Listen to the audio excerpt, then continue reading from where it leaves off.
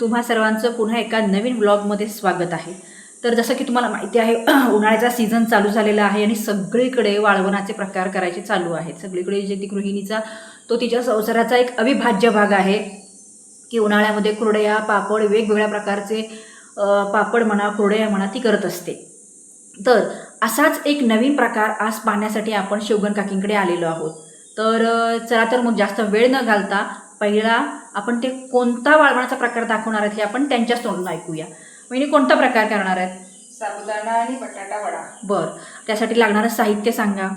बटाट्याचा किस, साबुदाणा सकाळी गरम पाण्यात भिजत घालायचा। बरं, आणि नंतर त्याला थोडासा वाफवायचा।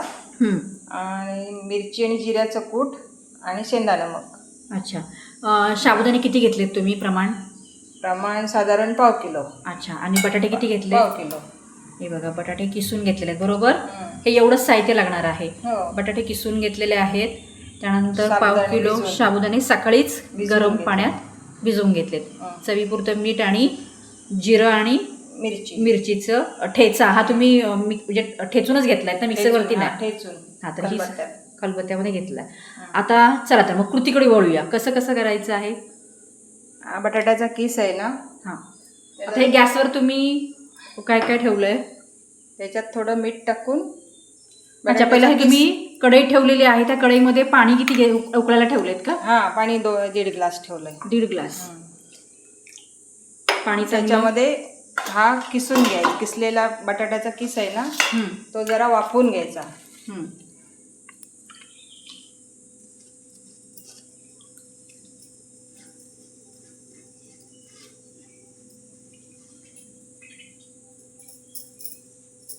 अच्छा, पाण्याला उकळी आल्यानंतर त्याच्यामध्ये वहिनी जो किसलेला जे बटाटा म्हणजे साधारण पाण्याचा कलर आला ना, हां, रंग बदलतो तो। अच्छा, मग तो बस करायचा तेवढा। आता चवीपुरतं मीठ नंतर वापरायचं आहे त्याच्यामध्ये। आता थोडंसं टाकायचं टाकून द्यायचं। हां, म्हणजे त्याच्यामध्ये शिरतं चांगलं। हां, म्हणजे ही टीप मैत्रिणीनं लक्षात ठेवा की थोडंसं म्हणजे बटाट्याचा कीस शिजवताना वहिनी थोडंसं मीठ वापरलेलं आहे की जेणेकरून त्याच्यामध्ये मीठ चांगलं मुरतं। म्हणजे नंतर पण आपण थोडंसं मीठ वापरणार आहोत, बरोबर ना?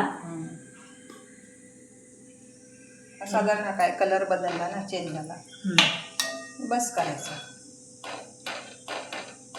हो, कलर लक्षात येतं की कीस म्हणजे तो बटाटा थोडक्यात शिजलेला आहे। आता त्यानंतर आपल्याला गाळून घ्यायचं आहे।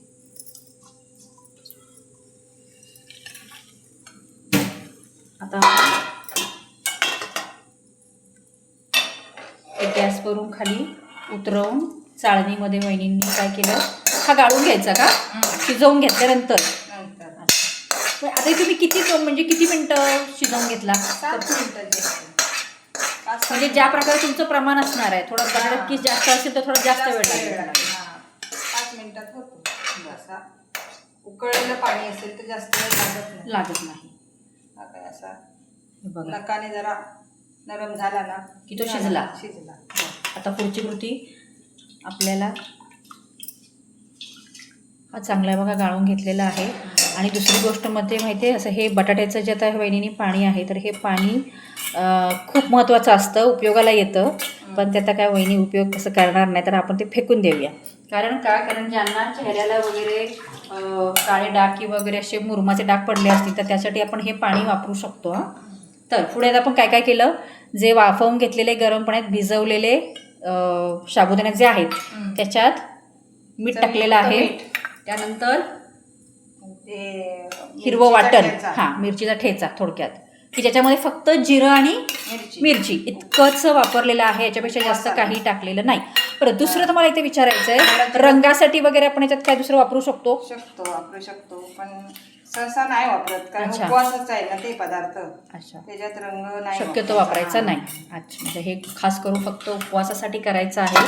तर म्हणून आपल्याला म्हणजे एखाद्याला जर आवड असेल, म्हणजे अगदी उपवासासाठीच करायचं नाही, पण असंच आपल्याला जर चवीसाठी करायचं तर तुम्ही वापरू शकता। आता तुम्ही जो ठेचा वापरलाय त्याच्या व्यतिरिक्त अजून काय काय वापरू शकतो आपण? सुक्या मिरचीचा ठेचा, भरड, म्हणजे आपण ज्याला चिली फ्लेक्स म्हणतो ते भरड पण चालते। हे व्यवस्थित मिक्स करून मिक्स करून घेतलेलं आहे.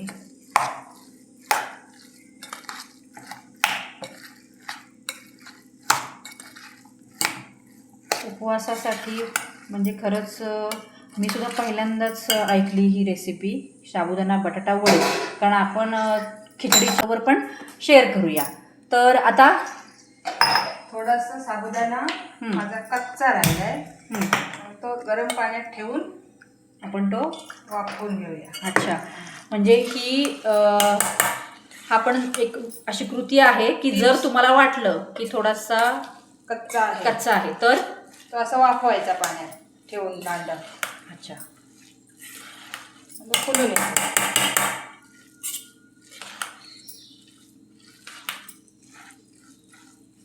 म्हणजे हा जुगाड पण लक्षात ठेवा. म्हणजे कधी कधी असं होतं, नाही असं नाही, पहिल्यांदा सुद्धा आपण जर एखाद्याची रेसिपी बघून पूर्ण असा ट्रान्सपरंट झाला पाहिजे, असा जरा दबत नाही.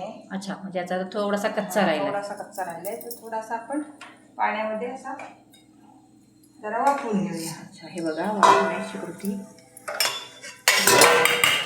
हा आहे आमच्या वहिनींचा जुगाड. तशा त्या म्हणजे स्वयंपाकाच्या बाबतीमध्ये ना प्रचंड हुशार आहेत. त्याच्यामुळे माझ्यासारखे प्राणी त्यांच्याकडून हे असं काही ना काहीतरी शिकत असतात. कारण हे बघा, माझ्यासारख्या माणसाच्या डोक्यात हे आलं नसतं, कारण ते कच्चे राहिले म्हटल्यानंतर अरे देवा आता काय करायचं. पण ही खूप चांगली कृती आहे, कारण आपण बायका सगळ्या आपल्या त्याच्यावरती झाकण उपडी ठेवून, जर तुमच्या हातून असं झालं की बाय चान्स समजा जर साबुदाणा कच्चा राहिला आहे असं वाटलं तर तुम्हाला हा जुगाड करायचा आहे आणि तो साबुदाणा शिजवून घ्यायचा आहे. बघा पाणी उकळायला दिसतंय आणि वाफवून घेत आहेत वहिनी. थोडा थोडा अधूनमधून हलवत राहायचं आहे. हां, म्हणजे तसं कच्चा राहिलं तर कधी काही घाबरायची गरज नाही, ते काय वाया जाणार नाही. तर तुम्ही असं उकडून घेऊ शकता. किंवा साबुदाणा जर असा वाफेवर ठेवून चाळणीवर ठेवून वाफवायचा आणि लगेच थंड पाणी ओतायचं की मोकळा होतो. अच्छा, मी पण शक्यतो केली आता ही जी गडबड झाली ती होऊ नये म्हणून मुळातच काय म्हणजे काय कमी पडलंय असं वाटतंय. ते साबुदाणे आहेत ना भिजलेले, ते थोडे चाळणीवर ठेवून वाफवून घ्यायचे. बरं, वाफवून घेतल्यावर ते चिकट होतात म्हणून लगेच थंड पाणी ओतायचं. अच्छा, आणि मोकळे करायचे आणि मग बटाट्याच्या किसमध्ये मिक्स करायचे. असंही होतं. अरे हां, ट्रान्सपरंट व्हायला लागला.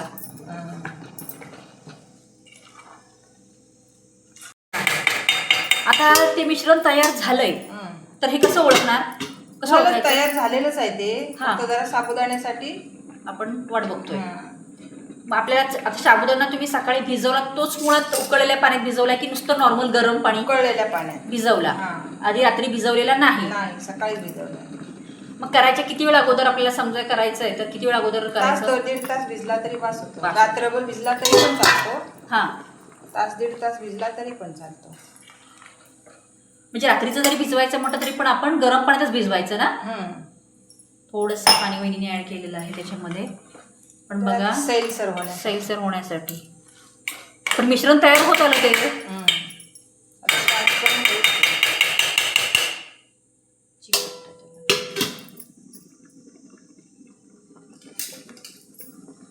झालेच ते तयार. आता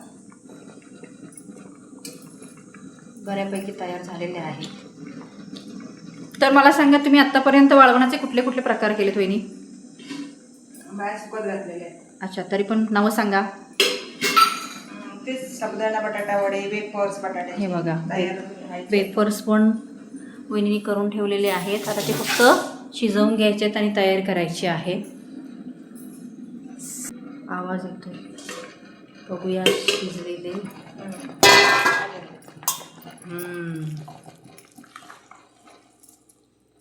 ओके,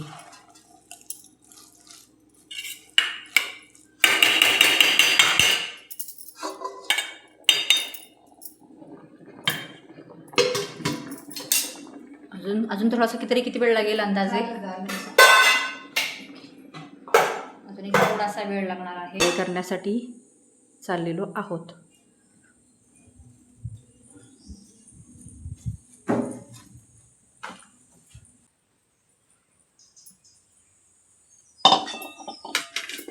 हे बघ, हे दाखव. तर हे बघा, जे वडे ऑलरेडी 2-3 दिवस वहिनीने घातलेले आहेत ते हे असे आहेत, दिसत असतील. म्हणजे ते आता मला वाटतं हा अजून सुकायचे आहेत. हा दुसरा दिवस आहे ना वहिनी? हा दुसरा दिवस आहे. आणि त्यानंतर दुसरे हे जे घातलेले आहेत ते हे बघा, हे जे तुम्हाला दिसत असतील, मी जवळून दाखवते. तर सुकल्यानंतर हे असे होतात बघा, खूप छान असे आहेत. त्यानंतर अजून वहिनींनी हे बघा हे तयार केले सुकवण, तुम्हाला जसं सांगितलं तसं.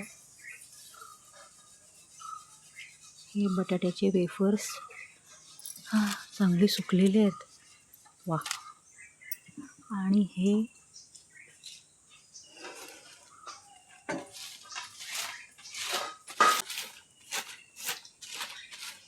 व्यवस्थित कागद अंथरून घेतला वहिनींनी.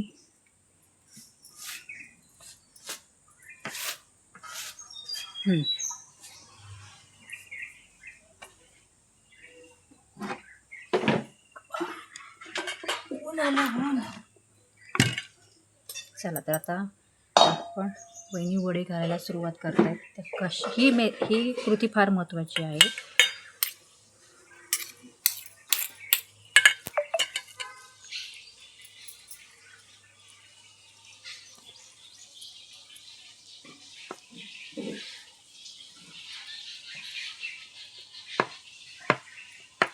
ओके, मध्ये त्याला छोटासा होल केला का?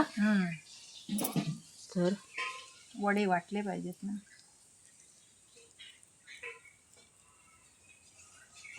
लावायचे. ओके, चमच्याचं प्रमाण आहे ना, हे एकच, हे जी पळी तुम्ही वापरताय ते तेवढंच पळी भरून मिश्रण घेताय ना ते? तेवढेच साधारण अशी एवढा आकार झाला पाहिजे.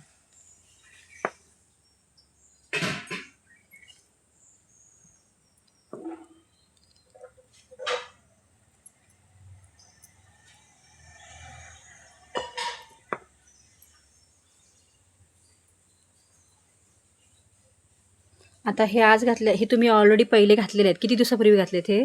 परवाच्या दिवशी. परवाच्या. तरी किती दिवस घेतात सुकायला? कालचेच आहेत ते. हे कालचे आहेत. सुकायला किती दिवस? म्हणजे हे सुकून पूर्ण तयार आहेत? झाले. आज लावते ते परवाचे, हे कालचे. एका दिवसात उलटतात संध्याकाळी. अच्छा. तर हे बघा वहिनींनो, हे आहे साबुदाणा बटाटा वडे. रेसिपी फार सोपी आहे. हाताने पण आकार आपण देऊ शकतो. छान वाटतात. गरम असतं म्हणून जरा चमच्याने करायचं, नाहीतर हाताने पण देऊ शकतो.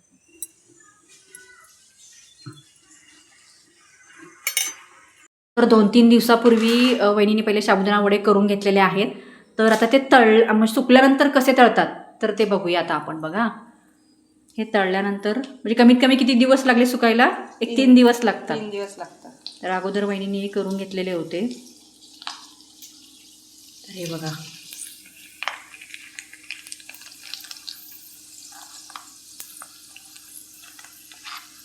मला आता हा जो तुम्ही टाकलाय तो बारीक, इथे वहिनींनी आपल्याला जसं 2 प्रकारचे साबुदाणे असतात, एक बारीक साबुदाणा आणि एक आपला रेग्युलर मोठा साबुदाणा.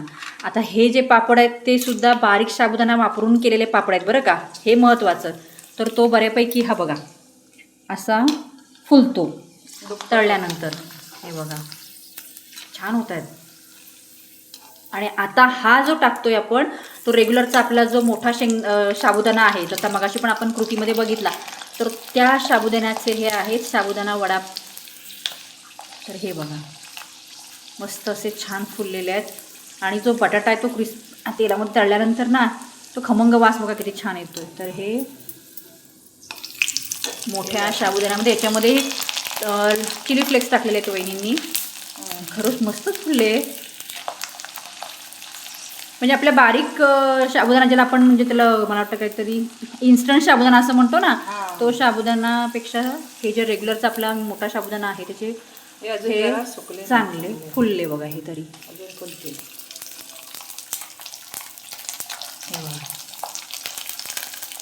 तर मैत्रिणींनो, जर आजची रेसिपी तुम्हाला आवडली असेल साबुदाणा बटाटा वडे, तर ज्या पद्धतीने तुम्हाला घरी पण तुम्ही करून बघू शकता.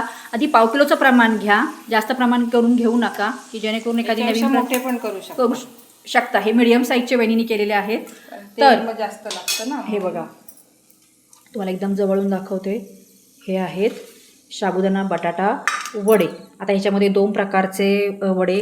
आता हा जो पापड तुम्हाला बघा दिसत असेल, तर हा जो बारीक साबुदाणा जो आपण वापरतो, बरोबर रेशीम म्हणतो, तर त्याच्यामध्ये पण बटाटा ॲड केलेला आहे वहिनींनी. तो हा पापड तळल्यानंतर हा असा होतो. आणि जो रेग्युलरचा साबुदाणा आपण वापरून करतो त्याचा वडा हा असा होतो. तर अतिशय छान आणि युनिक अशी रेसिपी आज आपल्याला शिवगणवहिनींनी दाखवलेली आहे. तर शिवगणवहिनी, तुमचे व्हिडिओ आणि अतिशय छान अशी रेसिपी दाखवल्याबद्दल मनापासून खूप खूप धन्यवाद. तर मला शेअर करा आणि सबस्क्राईब करायला विसरू नका, कारण अशा वेगवेगळ्या आमच्या कोकणातील वाळवणाच्या सुद्धा रेसिपी फार वेगळ्या वेगळ्या आहेत, तर त्या तुमच्यापर्यंत पोहोचवण्याचा नक्कीच प्रयत्न करेल. चला तर मग आज इथेच थांबूया. पुन्हा भेटूया एका नवीन ब्लॉगमध्ये वाळवणाच्या नावानं चांगलं.